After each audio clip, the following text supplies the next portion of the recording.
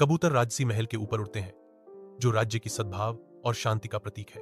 हिमगिरी का साम्राज्य हरे भरे जंगलों और शांत पहाड़ों के साथ फलता फूलता है, जो सुंदरता और शांति का क्षेत्र है।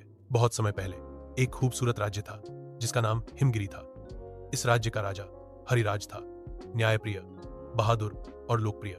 रात के आवरण में एक प्राचीन कुआं शांत खड़ा है, क्योंकि अशुभ संगीत एक बदलाव का संकेत देता है। एक ग्रामीण की भयभीत आवाज रात को चीरती है, डर से गूंजती है। महाराज, हर पूर्णिमा की रात उस कुएं से चीखें आती हैं। जो भी वहां जाता है बीमार हो जाता है या मर जाता है। महल के अंदर से राजा बढ़ती चिंता के साथ बाहर देखता है। उसकी आंखें कुएं पर टिकी हैं, क्योंकि वह फुसफुसाता है। चिंता में खिड़की से कुएं को देखता है, अलौकिक नीली रोशनी में नहाया हुआ। राजा अपने शाही कक्षों में गहरी नींद में सोता है। एक अलौकिक महिला प्रकट होती है। उसका रूप चमकदार और परलोक का है। वह अचानक जागता है। ठंडे पसीने से तर महिला के शब्द गूंजते हैं, कुआं खोलो, सच्चाई तुम्हारा इंतजार कर रही है। राजा विशालकाय किताबों की अलमारियों के बीच घूमता है। उसके चेहरे पर जिज्ञासा और बढ़ती चिंता का मिश्रण है। उसकी आवाज पुस्तकालय में गूंजती है, शांति भंग करते हुए। महामंत्री, मुझे 100 साल पुराने रियासत की घटनाएं चाहिए। उसकी आवाज में तात्कालिकता बढ़ जाती है, विशेष रूप से उन लोगों पर जोर देते हुए जो इस कुएं से संबंधित हैं। रात के आवरण में कुआं एक अंधेरी ऊर्जा के साथ धड़कता है। हवा ड्रम की थाप और डरावनी मंत्रमुग्ध से भरी है। पुजारी चेतावनी देता है, उसकी आवाज भय से भरी हुई है। महाराज, यह कार्य शुद्धि के बिना खतरनाक हो सकता है। जैसे ही मुहर टूटती है, एक भयानक नीली रोशनी और घूमता हुआ कोहरा फूट पड़ता है, और चंद्रलेखा की आत्मा एक भयानक शाप के साथ गूंजती है।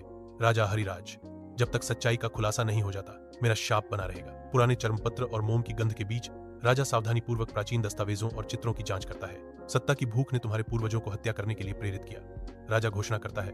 उसकी आवाज नए संकल्प के साथ गूंज रही है, लेकिन अब न्याय का समय आ गया है। रात के आवरण में राजा कुएं के पास आता है।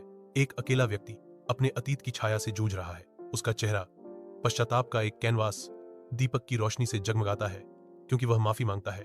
ओ चंद्रलेखा, तुम्हें न्याय मिल गया है, अब तुम्हें मुक्ति मिले। कुएं की गहरी गहराइयों से एक कोमल नीली रोशनी उठती है, जो चंद्रलेखा की आत्मा को उसकी प्रतीक्षित स्वतंत्रता का संकेत देती है। शांत रात के आकाश के नीचे चंद्रलेखा की आत्मा शांति बिखेरती है। उसका स्वरूप धीरे धीरे अलौकिक धुंध में घुल जाता है, जिससे केवल शांति रह जाती है। कुआं शांति का दर्पण बन जाता है, जो रात के आकाश को दर्शाता है, क्योंकि चंद्रलेखा की आत्मा ऊपर उठती है, एक तारा बन जाती है।